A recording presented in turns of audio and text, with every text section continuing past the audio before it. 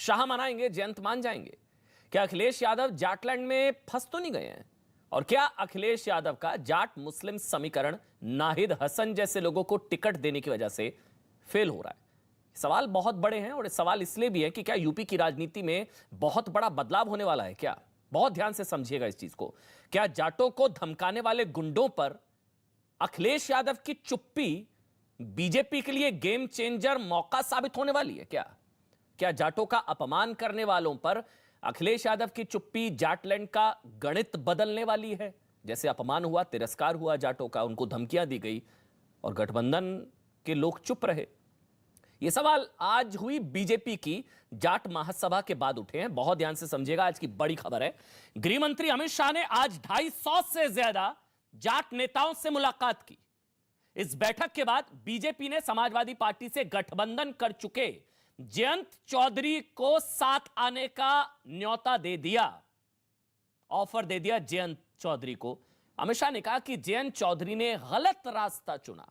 अमित शाह ने जाटों को आरक्षण का वादा भी किया और यह भी कहा कि उन्होंने गलत रास्ता चुना। इस बैठक के बाद बीजेपी सांसद प्रवेश वर्मा ने भी कहा कि जयंत चौधरी ने गलत रास्ता चुना, चुनाव बाद देखेंगे क्या संभावनाएं बनती हैं। दरवाजे हमेशा खुले हैं। वहीं बीजेपी के ऑफर पर जयंत चौधरी का भी जवाब आ गया है। जयंत चौधरी ने ट्वीट करके कहा, क्या ट्वीट किया एक बार हम स्क्रीन पर अगर दिखा दें। यह ट्वीट किया गया है कि न्योता मुझे नहीं, उन 700 किसान परिवारों को दो जिनके घर आपने उजाड़ दिए। ऑफर रिजेक्ट कर दिया, जयंत चौधरी ने ठुकरा दिया। लेकिन प्रवेश वर्मा कह रहे हैं कि समाज के लोग उनसे बात करेंगे, उन्होंने गलत रास्ता चुना है। जयंत जो है वो ये कह रहे हैं कि न्योता मुझे नहीं, उन 700 किसान परिवारों को दो जिनके घर आपने उजाड़ दिए। अब इसको लेकर मामला यहां पर फंसता नजर आ रहा है क्योंकि बीजेपी का ऑफर जयंत ने ठुकरा दिया है। मेरे साथ कुछ ही समय में प्रवेश वर्मा जुड़ेंगे जो कि सांसद हैं बीजेपी के, जिनके घर पर आज ये मुलाकात हुई है, जिनके घर पर बैठक हुई है और मीटिंग के अंदर की बात संभवतः हम उनसे पूछेंगे, वो मेरे साथ जुड़ेंगे प्रवेश वर्मा। लेकिन पहले राकेश त्रिपाठी बीजेपी से, Shivam Tyagi political analyst, Shaukat Ali Samajwadi Party और भानु प्रताप सिंह जी हैं, भानु गुट के नेता हैं। सर आपका बहुत बहुत स्वागत आप सभी का। सबसे पहले राकेश त्रिपाठी जी, आपका ऑफर तो रिजेक्ट कर दिया। वो कह रहे हैं कि उन 700 किसान परिवारों को न्योता दो जिनके घर आपने उजाड़ दिए। देखिए अमन जी, जयंत चौधरी जी धीरे धीरे करके लगातार जिस रास्ते पर बढ़ रहे हैं वहां पर राजनीतिक उनकी पराजय दिख रही है। जयंत चौधरी जी ने 2017 में भी गठबंधन किया था, लेकिन गठबंधन की गांठें खुल गई थी। चुनाव के दौरान बहुत सारे कैंडिडेट समाजवादी पार्टी और आरएलडी के आमने सामने हो गए थे। इस बार भी गांठें खुलती हुई शुरुआत में दिख रही है। बिजनौर में समाजवादी पार्टी का कैंडिडेट और आरएलडी का कैंडिडेट आमने सामने है। नहीं देखिए, जयंत चौधरी जी और कोई भी व्यक्ति उत्तर प्रदेश की बेहतरी के लिए, उत्तर प्रदेश में चौधरी कोई भी नहीं है ना, अगर कोई भी होते तो अमित शाह ऑफर नहीं देते। विकास के लिए आएंगे। त्रिपाठी जी आप कुछ और कह रहे हैं, पार्टी कुछ और कह रही है, मुझे नहीं पता। हमने तो अमित शाह जी ऑफर दे रहे हैं, प्रवेश वर्मा जी कह रहे हैं दरवाजे खुले हुए हैं, आप कह रहे हैं कोई भी, जयंत चौधरी कोई भी। उत्तर प्रदेश के सभी राजनीतिक दलों को हमने साफ नहीं, देखिए हमने उत्तर प्रदेश के सभी राजनीतिक दलों का मंजी साफ कहा था। उत्तर प्रदेश की बेहतरी जिस तरह से योगी आदित्यनाथ जी कर रहे हैं उसके साथ में आइए, उत्तर प्रदेश को मिलकर के मजबूत बनाइए। हम तो सबका साथ चाह रहे थे, सबका साथ चाह रहे थे, सबका मिलकर के विकास करना चाह रहे थे, सबका उसमें प्रयास चाह रहे थे। जयंत चौधरी कह रहे हैं कि न्योता मुझे नहीं, उन 700 किसान परिवारों को दो जिनके घर आपने उजाड़ दिए। त्रिपाठी जी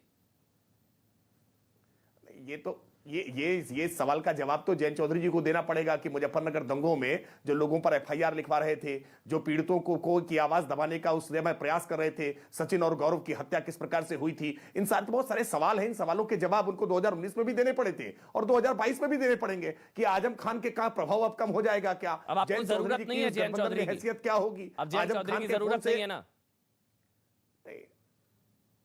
भारतीय जनता पार्टी को हर उस व्यक्ति की जरूरत है जो उत्तर प्रदेश की बेहतरी करना चाहता हो, जो उत्तर प्रदेश में किसानों की खुशहाली चाहता हो, जो उत्तर प्रदेश को एक्सप्रेसवे का क्या जाल देखना चाहता हो, जो उत्तर प्रदेश में जेवर इंटरनेशनल जैसे बड़े एयरपोर्ट बनते हुए देखना चाहता हो, जो उत्तर प्रदेश के 59 मेडिकल कॉलेज बने हैं, 75 मेडिकल कॉलेज उत्तर प्रदेश में बनते हुए देखना चाहता हो, जो उत्तर प्रदेश में हर घर किसान के घर में किसान सम्मान निधि पहुंचते हुए देखना चाहता हो, जो उत्तर प्रदेश में आज सबके घर में 15 करोड़ घरों में जो राशन पहुंच रहा है, 2 वक्त का, ऑफर तो रिजेक्ट कर दिया ना जयंत चौधरी ने। मैं तो बस उस पर, मैं तो उसी पर टिका हुआ हूं। आप लोगों ने ऑफर दिया, उन्होंने ऑफर रिजेक्ट कर दिया। आपका ऑफर तो उन्होंने रिजेक्ट कर दिया ना। देखिए अब संजय शोकर भी मेरे साथ जुड़ गए, कांग्रेस पार्टी के नेता है। सर आपका स्वागत है। अब शौकत अली के पास जा रहा हूं, समाजवादी पार्टी से। शौकत भाई, मौका तो आप ही लोगों ने दिया, आपके नेता धमकाएंगे तो जाट बहुत ही स्वाभिमानी होते हैं वो लोग, और आपके नेता धमका रहे हैं तो इनको मौका दे दिया डोरे डालने का। बीजेपी डोरे डाल रही है, हालांकि उन्होंने रिजेक्ट कर दिया, उन्होंने गठबंधन धर्म निभाया मेरे ख्याल से। शौकत भाई, शौकत अली, समाजवादी पार्टी।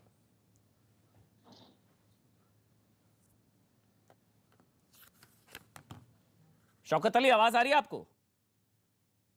जी, आवाज आ रही है शौकत भाई? सवाल पूछूं? सवाल नहीं पहुंचा आप तक?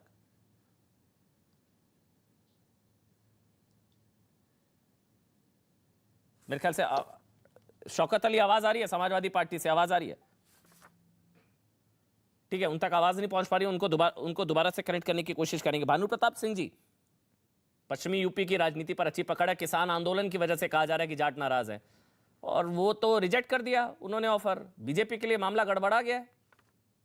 वो भानु प्रताप, ऐसा है, वो चौधरी जो जयंत चौधरी हैं उन्होंने रिजेक्ट कर दिया होगा, लेकिन तमाम जाट नेता बीजेपी के साथ हैं, आज भी हैं, कल भी थे और रहेंगे।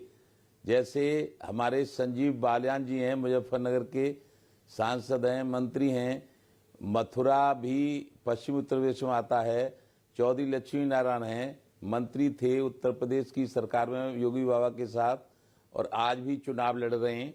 और तमाम मलिक साहब लड़ रहे हैं, तमाम जाट बीजेपी से चुनाव लड़ रहे हैं। बात ऐसी है कि देखिए, मैं तो कौन क्या कर रहा है इस पर नहीं जा रहा, लेकिन इसको जरूर बता देता हूं कि हमारी उम्र है 70 साल, और हम देख रहे हैं ओर से इस तरह का जो गुंडागर्दी राजनीति में छा गई थी, माफिया छा गए थे, और ऐसे ऐसे डकैत और इनके मारे पुलिस भी घबराती थी, वो योगी बाबा ने ठिकाने लगा दिए। और लोकतंत्र में यही होना चाहिए कि कोई किसी को लूटे न, कोई किसी को ठगे न, कोई किसी की जमीन पर कब्जा न करे, कोई किसी के घर को न उजाड़े, बहन बेटियों का अपमान न किया जाए। लेकिन जाटों के सबसे बड़े नेता तो जयंत चौधरी जी है ना। वो योगी, मेरी एक मिनट सुन लो, 1 मिनट।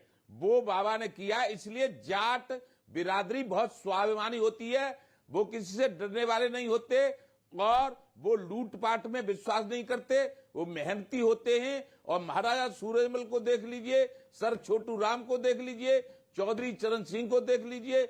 और यदि ये कह रहे हो कि साहब ये हुआ कि वो हुआ, तो मैं अब बता रहा हूं, हमारे जो चौधरी अजीत सिंह के साथ में हेलीकॉप्टर में यात्रा की थी मैंने, 89 में विश्वनाथ प्रताप सिंह ने चौधरी अजीत सिंह को दिल्ली से लखनऊ